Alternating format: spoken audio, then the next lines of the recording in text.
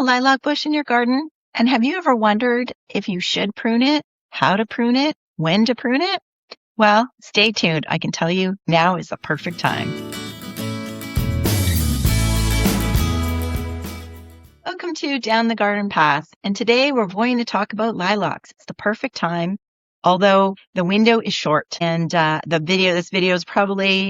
podcast is probably close to the time that you need to really get out there and do this.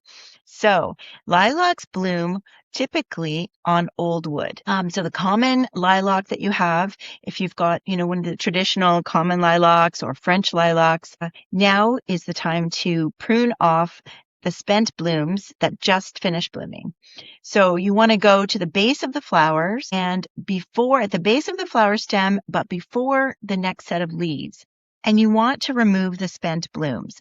And that will help the shrub not put all this energy in making those seeds, and then they can put it into the energy into making more blooms for next year. So that's why we want to do that. And it also helps you, so that's what you do for the spent blooms, and that will help you rejuvenate, a fairly good blooming lilac to keep it blooming the way you want.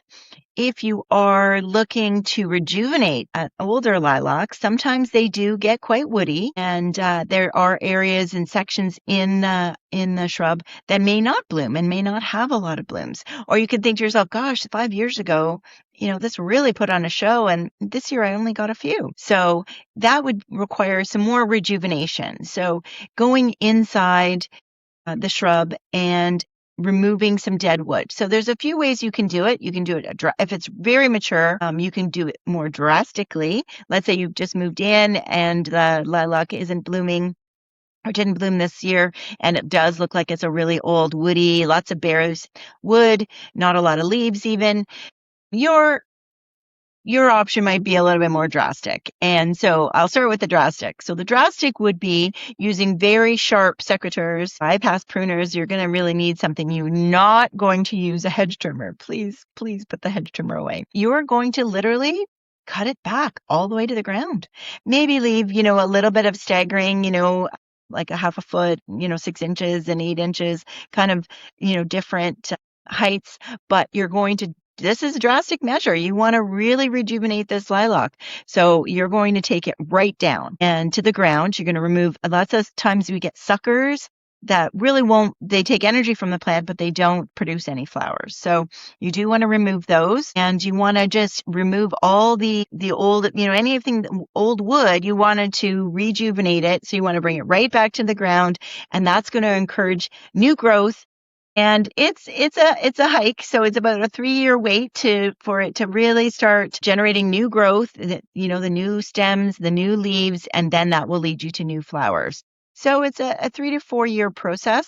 Good if it's, in behind other plants in the corner or not necessarily a focal point at your front door. You may want to undergo this drastic measure to take care of that lilac and rejuvenate it. Or you can do something more year, like let's say the 3-year plan. And that is this year, go and do that to the oldest. So the oldest, thickest branches at the base of your lilac, you're going to go want to do that and reduce it quite a bit, but only the oldest ones. And so, much like I talk about with other shrubs, it's like 1/3. So every third stem that's really woody, you want to trim back and you want to trim down. So you're only going to do about 1/3 of the bush this year. And then the rest you're going to leave. Maybe I would still encourage you to do the deadheading and removing spent blooms. But if you really do have some bare spots and you really want to they kind of stop leafing out near the base and midway up, and you find that, all the blooms and leaves are at the top of the shrub. So this is a way to kind of bring it back slowly. So, and then the second year, you're going to do the next oldest stems, and same thing, every third one that you touch, kind of count them out. Okay, 1, 2, 3, cut this one, and you'll do the same thing. And then by the third year, you'll do the next round of branches. So in 3 years, you really slowly really started to rejuvenate these lilacs. And again, this is for primarily for the French lilacs, common lilacs, the ones that, get to 6 or 7 or even taller, that are very fragrant and very floriferous when they first started blooming anyway. So that is the best time, June is the best time to do that. Now, something that has come out recently in the last 5 years or so have been repeat bloomers like bloomerang, where it blooms on new and old wood, and it will bloom in June and then repeat bloom August, September. And those are tricky too, to know when to prune them. And so it is actually very similar. I was worried that it would be harder to know when to do it, but you still want to do the same thing. You want, and I think almost a bit more so, you want to remove the spent blooms, because you want to really have a good show in the fall. So that I no longer have one in my garden, but I always plant when something new comes out. I try to put it in my garden and test it out before I start putting it in designs and recommending it to my clients. And the lilacs, the bloomerang lilac, was no different. So I did find, though, that it did get bigger than I expected. I probably my fault for not keeping it pruned. And yes, it bloomed again in August and September, but it really wasn't very full and very showy. And so the research I've done is that I really should have been removing those spent blooms in June after the first flush. And that would have, again, made the plant put the energy into creating new blooms and not into just going to seed and producing all those seed heads that it's producing. So that's why I wanted to come on and encourage anybody with a dwarf lilac or a bloomerang lilac. It is also important to go in and trim off the dead spent blooms. And again, it's one at a time. So it's not a shearing. It's not a hedge trimmer. It is more going in and trimming off the old stem of flowers right below the flowers and above the next set of leaves. And it's something that you want to do as much as possible on your bloomerang. And if you do see bare spots, you can also do that little bit of the rejuvenation. If you've had a bloomerang for a while and you want to rejuvenate it a little bit, and you're noticing some thickening of the branches, then you can do a little bit of that as well. So that will encourage new growth, which also encourages new blooms. So now is the time. So hopefully I haven't missed the window when you listen to this podcast. And it is the time to focus and think about regenerating or rejuvenating your lilac.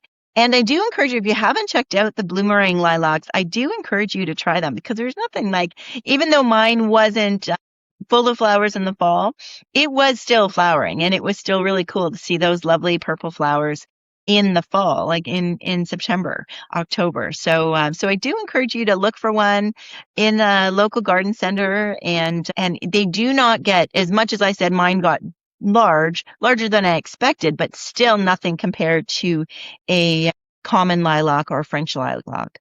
And I know those French lilacs and common lilacs, the scent is just heavenly, and the bloomerangs are scented as well. I don't think they're as strong, but their flowers are pretty, and they're almost a little bit more dainty as well. So check those bloomerang lilacs. So hence the double blooming. It's like getting 2 shrubs for the price of one, right? So if you have any questions or dilemmas with your lilacs, please reach out. I'd love to hear from you. Love to hear any questions you may have. And I hope this tip comes, it's very timely. It is something you don't want to do it later in the season, because then it's already gone to seed, and it's not going to, you may lose a bit of blooms for the following year. So it's something that you want to try and do right after blooming. So thanks for listening. I hope this helps you with your lilac. And if you don't have a lilac, you should really consider, I think there's a variety of lilac for everyone in every garden, whether it's, like I said, the common ones, that our grandmothers had, the French lilacs that come in some beautiful shades of white and purple and white and light purple and light pink, or the newer varieties like bloomerang that come either as a shrub or even as a standard. Miss Kim is another dwarf variety that would also qualify for, blooming, trimming after it blooms. So seeing the spent blooms on your Miss Kim and going in at the base of all of those blooms, or as many as possible, possible because they can be pretty floriferous, and you can do it that way. So thank you for joining me here down in the garden path. And again, if you have any questions, please reach out. Bye for now.